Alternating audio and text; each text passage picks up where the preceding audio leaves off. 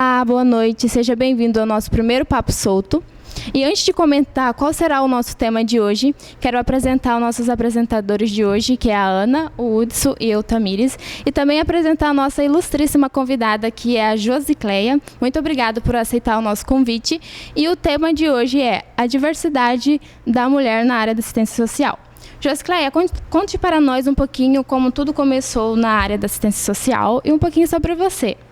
O serviço social começou após a minha formação em 2010. Eu me formei em 2010 e comecei a atuar primeiro numa instituição filantrópica. Na época, eu era contratada pela Secretaria de Assistência e cedida para atuar nessa instituição filantrópica, que é o Abrigo Bom Jesus. Eu fiquei lá por um ano. Foi a minha primeira experiência profissional.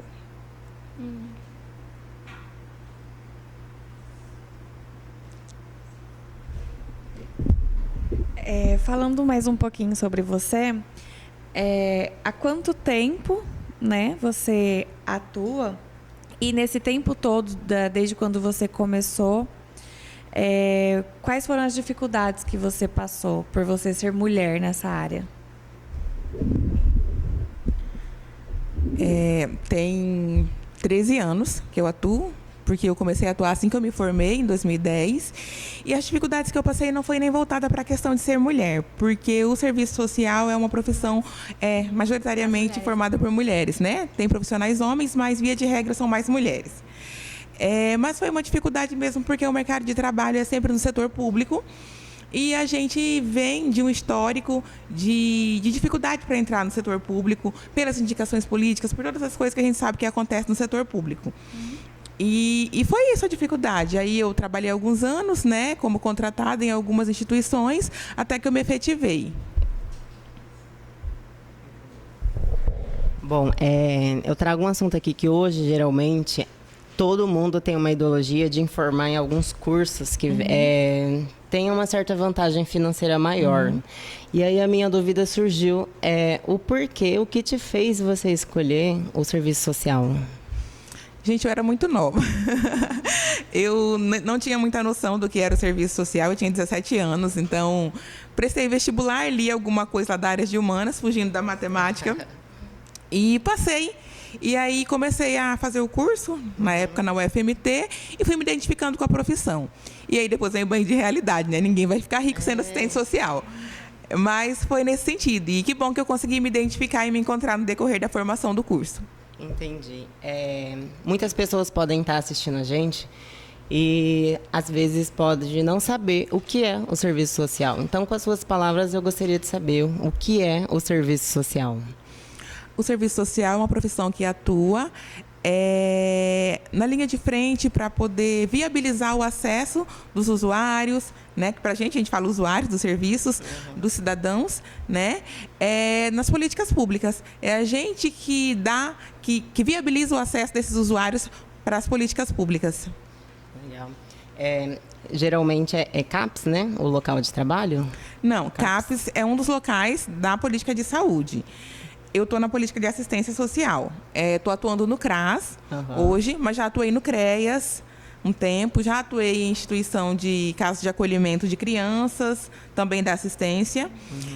Já atuei em casos de acolhimento de idosos também, da assistência. E um tempo na gestão também, mas hoje eu estou no CRAS.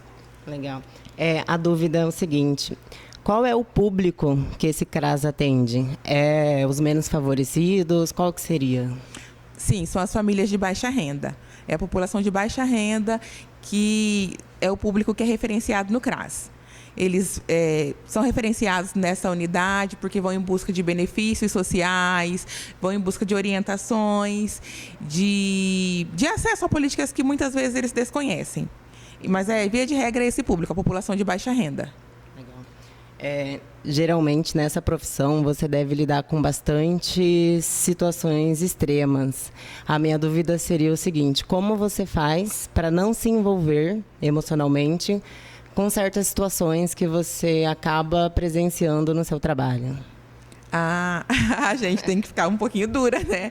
Porque senão vira uma bola de neve. Assim, o nosso público é um público muito vulnerável, por ser uma população de baixa renda, por ser um público que vem vamos falar do CREAS, que é onde eu atuava antes. É uma população que teve direitos violados, que passou por algum tipo de violência. Esse é o público do CREAS, onde eu atuei antes. Então, a gente acaba que a gente se envolve, a gente se emociona, mas a gente tem que delimitar. Né? Porque daqui a pouco a gente está levando idoso para casa da gente, está levando criança para casa da gente, né? E vai virando tudo uma grande confusão. E é um pouco difícil você limitar isso para não perder a humanidade, mas também para não se envolver ao ponto de trazer isso para sua vida pessoal. Eu imagino que deve ser difícil e surgiu uma outra dúvida. No curso, existe uma disciplina para orientar o profissional em relação a isso? Gente, então, eu formei em 2010, né? Eu acho que o currículo já foi atualizado. Tem muita disciplina que tem hoje que na minha época não tinha. Mas não tem. Assim, era a formação da metodologia do trabalho, das técnicas. Os professores dão uma certa orientação, falam sim sobre isso, da importância de manter essa neutralidade, né? Essa neutralidade axiológica, que é você olhar para a situação, mas não se envolver emocionalmente. Não deixar que os seus valores pessoais interfiram no seu atendimento. Para ter um caráter mais técnico. Entendi. Mas não tem uma disciplina específica para isso. A gente vai trabalhando no decorrer do curso da formação. Entendi. Então, acaba que o profissional ele vai se lapidando de acordo com o tempo de atuação. Isso. E a gente também tem que ir buscando se especializar, né? Tem que buscar sempre a educação permanente, fazer cursos, dialogar, participar de oficinas. E a gente vai se aperfeiçoando. Legal.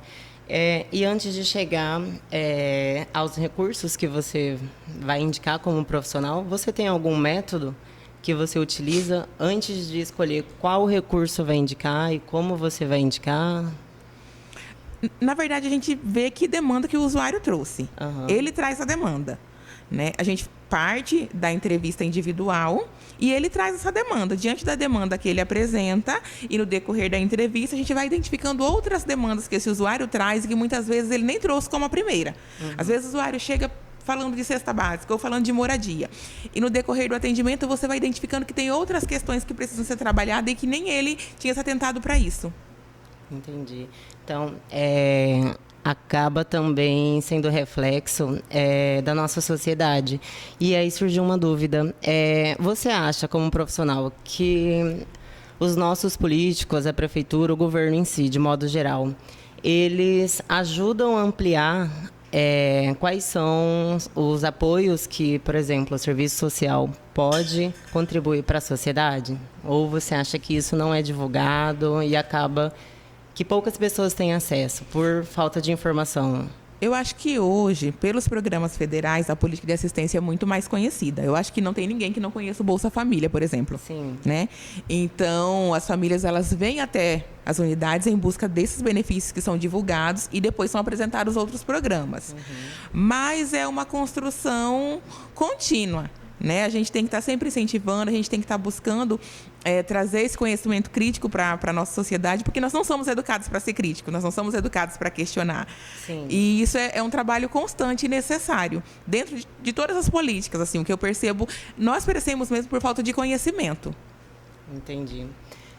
E é bem legal, por exemplo, o Bolsa Família é um dos projetos que você falou, acho que, querendo ou não, é um dos mais famosos. É um programa. E aí acaba surgindo outra dúvida aqui. É comum situações de pessoas querendo fraudar esse sistema para usufruir de um benefício da qual não precisa? A gente está falando de Brasil.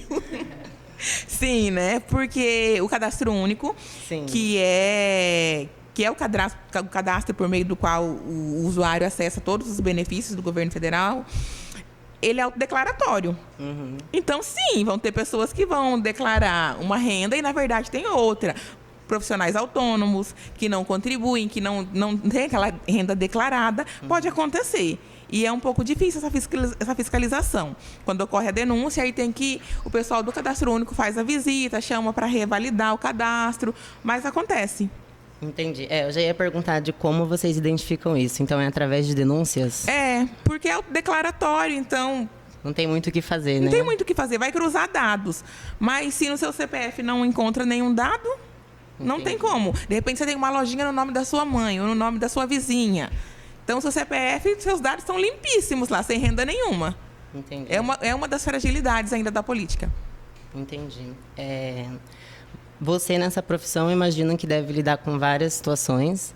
E aí, minha última pergunta seria, quais são as situações mais comuns que sempre acontecem e uma extremamente atípica que te marcou bastante, que foi, assim, bem diferente?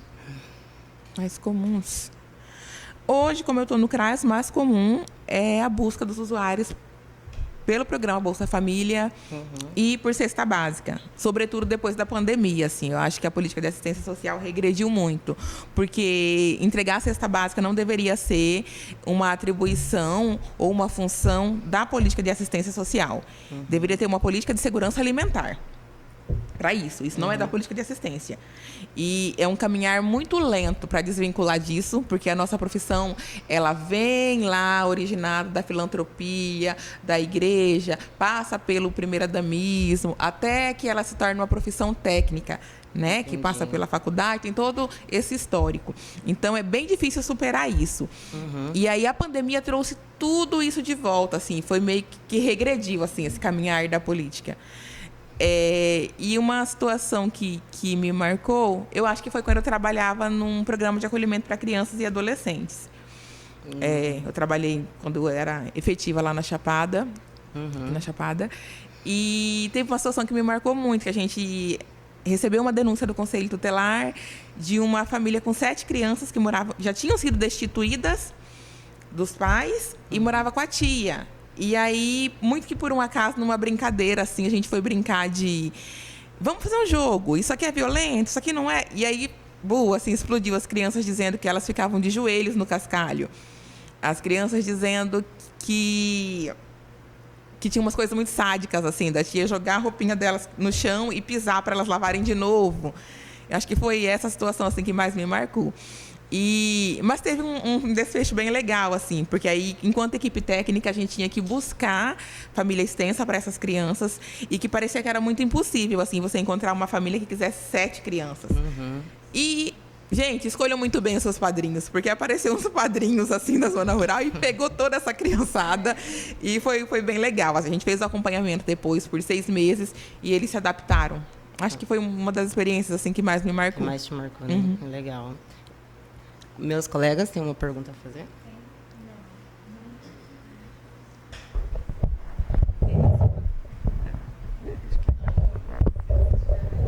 Então, demos encerramento no papo de hoje. Queremos agradecer a Josicreia por ter aceitado o nosso convite. Se você gostou, não se esqueça de deixar o like, inscrever no canal e não esqueça de ativar o sininho. E até o próximo Papo Solto.